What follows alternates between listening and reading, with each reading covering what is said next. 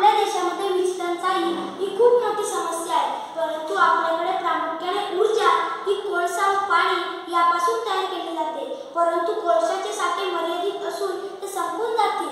म्हणून पावसाचे प्रमाण कमी झाल्याने धरणातील पाणी साठा कमी होईल. यामुळेच ऊर्जा बनवण्यासाठी कोळसा व पाणी यापासून ऊर्जा बनवण्यासाठी अडचणीमध्ये येतात. यावर उपाय म्हणून मी वाऱ्यापासून ऊर्जा निर्मिती करण्याच्या प्रक्रियेत जनजागृती करण्याचा प्रयत्न करत आहे.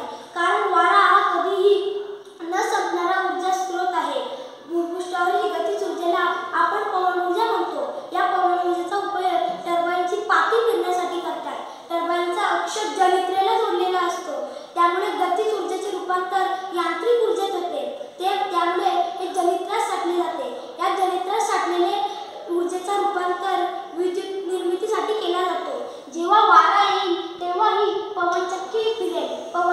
पवनचक्कीमध्ये हा जो टर्बाईन लावलेला असतो तो विद्युत निर्मिती करेल. तेव्हा रस्त्यावर प्रकाश पडेल, घरात प्रकाश पडेल. आपण जर वाऱ्यापासून कितीही वीज निर्माण करू शकतो.